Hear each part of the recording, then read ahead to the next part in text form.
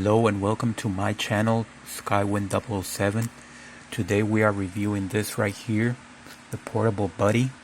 It's a heater that uses propane instead of electricity.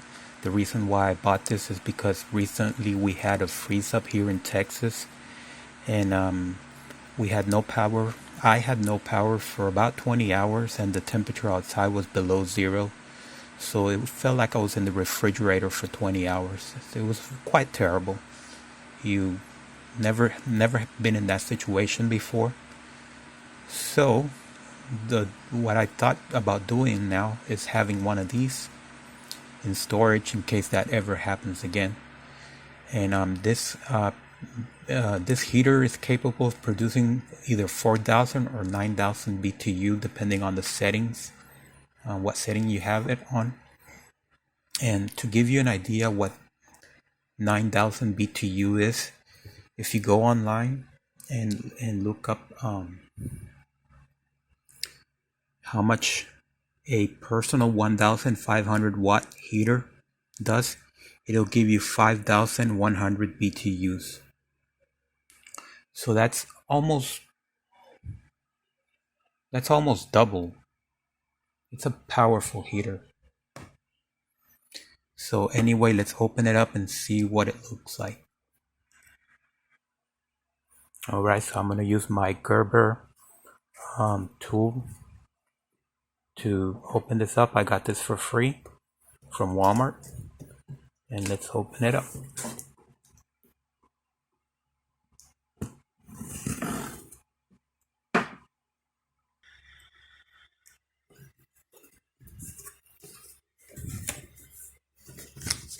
Wow, this is one massive instruction, which we're gonna have to read.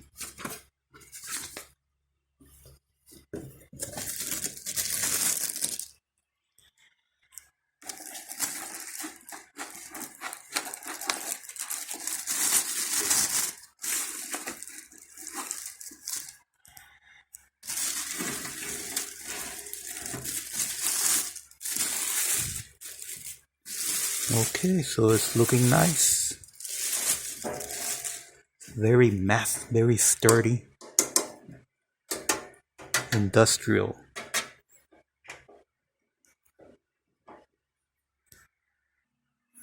So this is it, ladies and gentlemen. This is where you connect it right here. You're gonna need one of these guys. And I'm sure this moves, that you can adjust the angle. Or maybe not, I don't know. Oh yes, you can. Let's look in the back. Oh, there's nothing in the back. Hey, look at that. Presumably you could hang this on a wall. That would be a very bad idea, considering this is fire.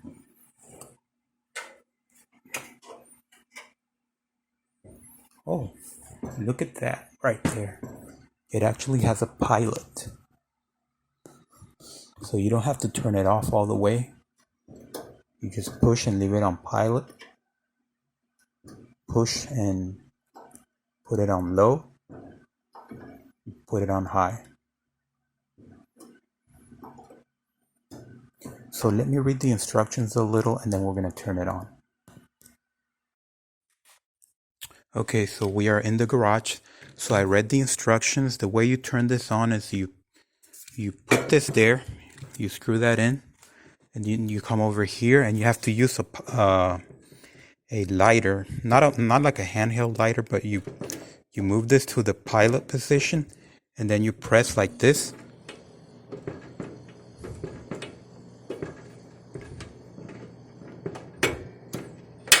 Like that.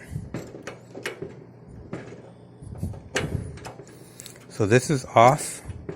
This is pilot right here, and then you have to press, and that'll light up the flame. So let's plug it in and see what happens. I'm gonna turn the camera off because I only have one.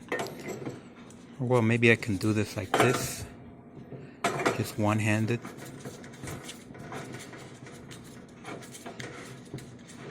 Or maybe not. Let me turn off the camera. Okay, so now you just leave that there. Now let's try to turn it on. So we'll have to move it to the pilot position. Let me move to the light. I'm in the garage, by the way. You're supposed to be outdoors. So let's see if that works. Move it to the pilot position right there, and then press. Nothing happened. Press again. Oh, you have to press and hold it.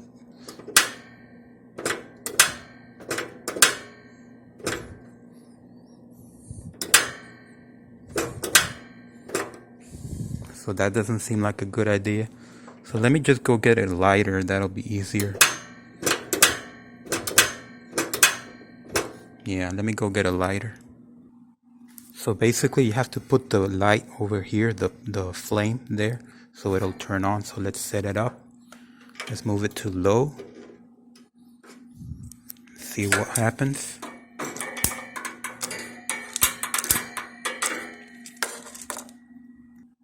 Okay, never mind. That doesn't work. So you can't use the lighter on this thing because it has a valve that has to heat up. So you have to use the this spark. So you just press it again and make sure you hold it. Press it and then hold it. You have to hold it for 30 seconds.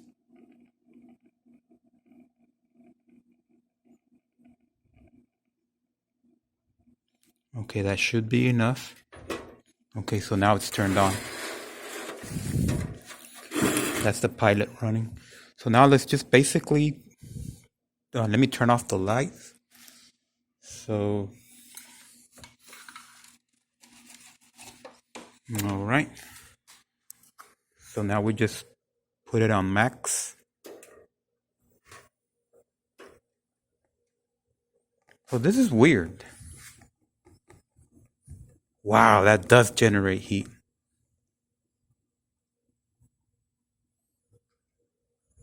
So let me put it on high.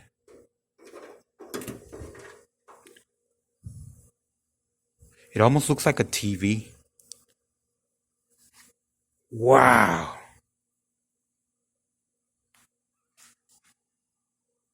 This definitely would have made the difference during the cold weather. When we were indoors. And we were indoors, so that's good. We were not outside, but the temperature outside was below zero. And we had no power, no way to turn on the heat, and no way to turn on any of those portable heaters because we had no power, so we were stuck. But this is amazing. Wow. And that's it, guys. So basically you can adjust it. This is the maximum setting. You can move it. You have to keep pressing this to reduce every time you move it, you have to press that. So that's the lower settings. And then you can just leave it on pilot if you want. And the next stop is where it turns off. So let me turn the lights on again. I'm impressed. I am very impressed with the amount of heat that this produces. Let me turn it on again. So you press and go to the pilot notch, and then you press and hold. So let me press and hold. And then you hold it for 30 seconds, and then you can let go. Since it's already warm, I don't have to hold it for 30 seconds because that valve is going to stay open. And now I just press and turn and then move it to the low settings. And there we go. You can hear it. Now let me move to the high settings. Wow, this would have made so much difference. Unbelievable. All right, guys, so that's it for now. I don't think there's anything else I have to say about this other than it's a beautiful product. It does get hot, so you cannot, if you have kids around the house or pets, you might want to be careful with this. There's one more thing that I read on the manual that I didn't mention, and that it has a tip over sensor or switch or something like that. Basically, if you tilt it, yeah, you can hear it. Sounds like something came loose inside, but actually that's not the case. That's a switch. That's some sort of switch that when this falls over, it turns off automatically so it won't burn the tile or whatever. There's a lot of safety precautions on the manual that I read about that I'm not going to cover. If you buy this, make sure you go through it, the whole thing. You don't want to die with this. And by the way, I do have a carbon monoxide sensor, which I'm going to be using. I'm going to show it to you. Let me go get it. Here we go. So this is the carbon monoxide alarm. So if you're going to buy one of these and use it indoors or even outdoors, you're going to want to have one of these, because this is going to tell you if there's too much carbon monoxide, and it'll make a very loud